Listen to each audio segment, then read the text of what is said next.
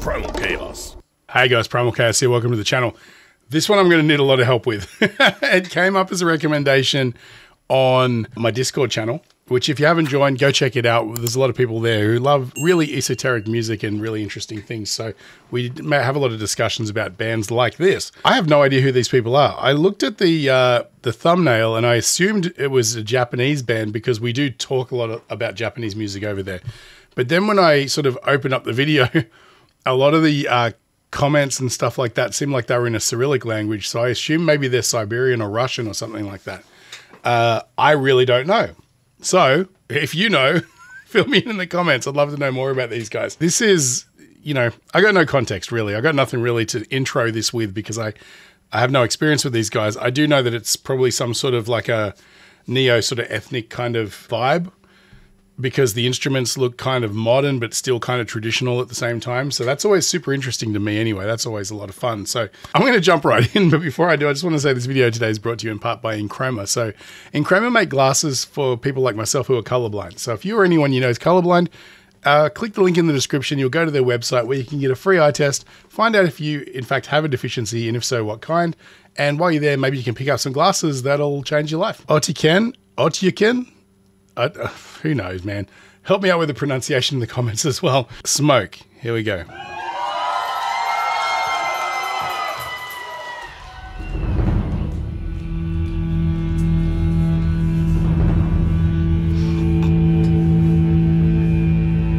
Okay.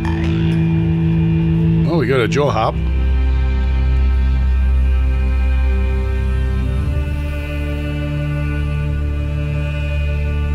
Oh, wow.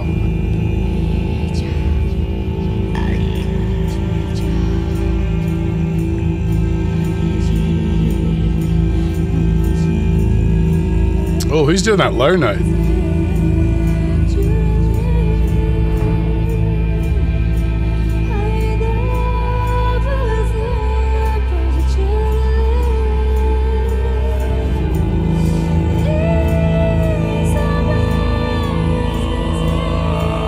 They've literally got pots and pans on stage. That's crazy.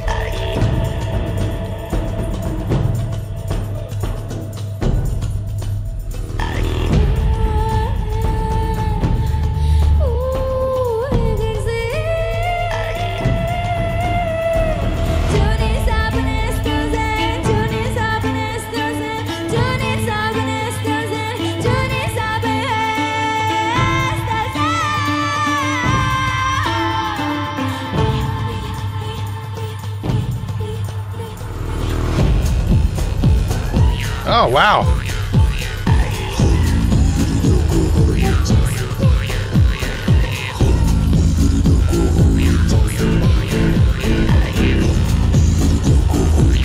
Is the keyboard player doing the low vocals? I think he might be.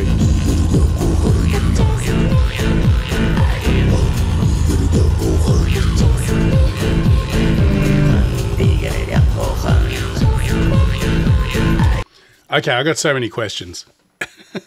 First of all, man, I can see, I really hope these guys take off and we get to see them perform in a space that sort of suits their numbers, I guess. This is the safest way to say that. But like, you can feel like they feel like they're cramped on stage. I had the pleasure of watching Hailung earlier this year and they had a beautiful stage set up. It was at the Luna Park Pavilion here in Sydney. And, you know, they had beautiful gels projecting like runes up onto all over the roof and the walls and things like that. And they had, you know, they just had room to move. Like they've got plenty of people in their show, but there always just seemed to be enough space for everybody. And it's sort of like, I feel like we're watching something here that's like the act is ready, but their resources haven't quite found them yet to really you know, tell their story the way it needs to be told, right? But all that aside, I'm ignoring all of that. What's blowing my mind, right, is, again, I don't know where these guys are from. I'm assuming like it sounds to me a little bit like traditional Siberian music, something similar to that, right? I could be way off base there, but there's so many similarities between all of these kind of neo-ethnic kind of groups that it's just mind blowing, you know. Like, I mean, I've heard like similar things in Inuit culture. I've heard similar things with Hailung, which are like more of the Germanic tribe sort of historical sort of things. There's just like there's this, you know. I mean, even the low sort of resonant looping kind of, you know, like the guttural kind of underpinning bass vocal, right? It could be likened to like an Australian didgeridoo, for example, you know, and then in fact, there's a lot of similarities rhythmically to Aboriginal music in this as well, like Australian Aboriginal music, I should say, or First Nations music. It's interesting that cultures across the globe, you know, like, I mean, I get like, you know, when you've got countries like, say, Russia, for example, or, you know, Siberia, all those places, you know, it's all very close to Mongolia. You know, Mongolian, like, writing is in many ways very similar to Russian writing, right? And then you've got like Kazakhstan that's also there. And so this it is kind of a melting pot. There's a lot of cross-cultural sort of stuff going on. You know, I guess it sort of bleeds together, but there's just so many things that are very similar across the board, and it's really mind-blowing. I guess I'm not a historian, so I'm sure somebody could go, well, it's obvious why that is, and they can explain, you know, trade routes and like things like the Silk Road and things, you know, bringing culture across the continents and stuff like that. But for me as a layperson, it just blows my mind a little bit. The other thing is too, there's definitely like an element of EDM here, right? Like that sort of like do sort of rhythm. It's kind of got a club music kind of a like a cadence to it once it picks up, you know, like back here somewhere.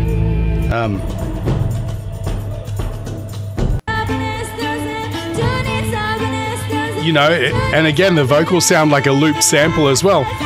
And I wonder how much of that is informed by traditional music, or if it's kind of like a fusion of modern and traditional. You know, rhythmically, I guess drum rhythm patterns haven't changed all that much.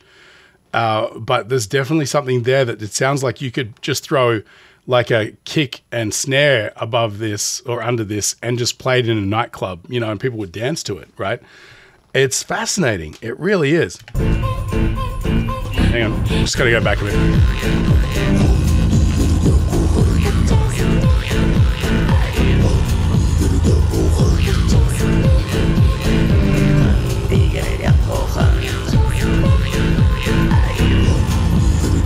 Is it Tuvan throat singing as well going on in the background? Or some type of throat singing?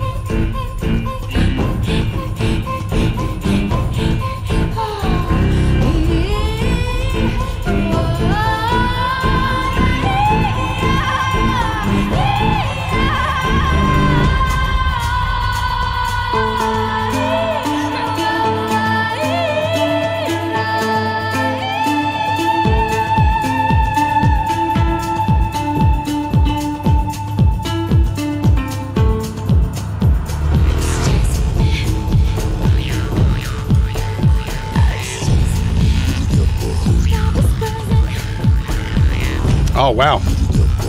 I think they've got the jaw harp delayed. It's kind of disorienting in a cool way.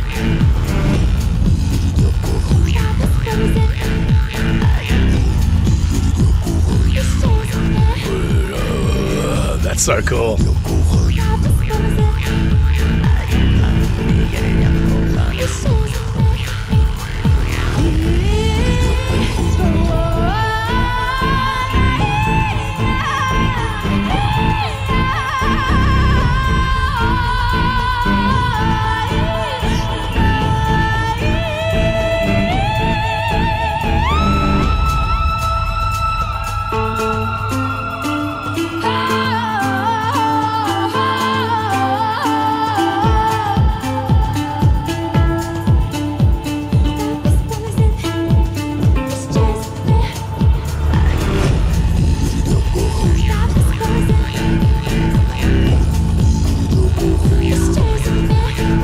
Listen to that low resonant voice, man. That's crazy.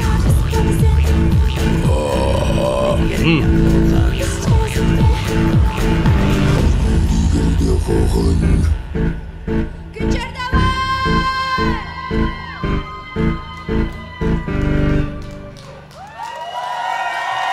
That was really cool. That's so cool. That's what I love about this channel, man, is discovering things like this. And thanks in no small part to everyone who recommended this over on the Discord. Wow. Wow. Like, I don't even know where to start. Like, it sort of speaks for itself in many ways, right? But again, the thing that to me is so perplexing that I could, I mean, I don't know where these guys are from, right? I should have done my research, but I prefer not to do that because I love you guys to fill me in. And also, I feel like then I set it up with pretense. I have expectations. I like to go in absolutely blind with things like this. And like a good thriller, you know, like a good movie that's a thriller, you don't want to sort of have seen 17 trailers. You want to just go in and go, what is this movie I keep hearing about? And you go and see it and it blows your mind, right? That's what this is. This is a thriller. It's like something with a twist, you know. Maybe the twist doesn't come at the end. Maybe the twist is the whole thing, but it's definitely got that same flavor. But again, I'm just so perplexed by the crossover of everything. Like, these almost look like taiko drums from Japan, you know, and the fact that a lot of the, you know, cultures from that part of Europe have an Asian look to them. You know, people from Kazakhstan, you know, don't look like your traditional Moscow Russian, but they share a massive border, you know, like there's so much interplay between cultures and things where you just like, I'm not sure where any of this tradition comes from. It might come from one particular village somewhere, you know, in Siberia or something. I don't know. But I want to know. And that's the beauty of these neo-ethnic sort of bands. You know, like when I went and saw Heilung, they was such an experience for me fundamentally as like a spiritual thing, that immediately I just wanted to know more about that culture and more about it and find out, you know, how much of it is modernized, how much of it this is coming from the true roots of the, you know, the experience from that part of the world, you know. And that's the same questions I have with this. I'm like, I don't know where these guys are from, but I want to know. I want to know how much of this is modernized. You know, I mean, back in the day, you wouldn't have had things like delays and reverbs and processing and things like that. However, or electrified instruments, things like that, microphones to provide that resonance to the, you know, like a lot of times low resonant voices benefit from the proximity effect of a microphone, right? So, you know, the closer you get to the mic, the more it embellishes the low tones. So now if I try to do back here, it's not as impressive as right? And so, you know, this kind of chanting around a campfire back in the day, you may have needed more than one person doing that low resonant thing, or, you know, the throat singing, or everything has to be dead of night quiet so that it really stands out and echoes around the valley and things like that. But to me, it's almost like what we're seeing here is a snapshot of a historical memory of what those moments around the campfire, you know, having a feast or whatever the situation is.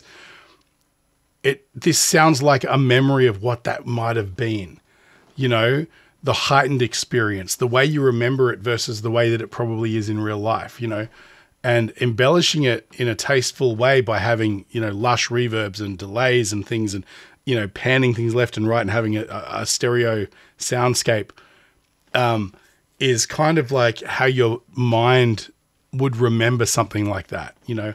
It's the same as when people talk about the difference between video and film when you're making a video, you know, a production like a film, right? And people say, you know, something like, I think the quote was something along the lines of, video is how your eyes perceive the world. Film is how your brain perceives the world. It has like a soul to it. It has like an organic sort of, it's almost like a memory rather than a sharp, focused, detailed, present experience. And that's what I assume this is like. Like if you went back and you heard this happening in a camp somewhere on a quiet night where, you know, where there's dead silence, and you're walking into the camp and you just hear some hubbub going on, the closer you get, the bigger it sounds and the more intense, and the drums are chaotic, and, you know, maybe everybody's a little bit sort of, they might have some sort of a spiritual awakening in a chemical form or something that heightens the experience.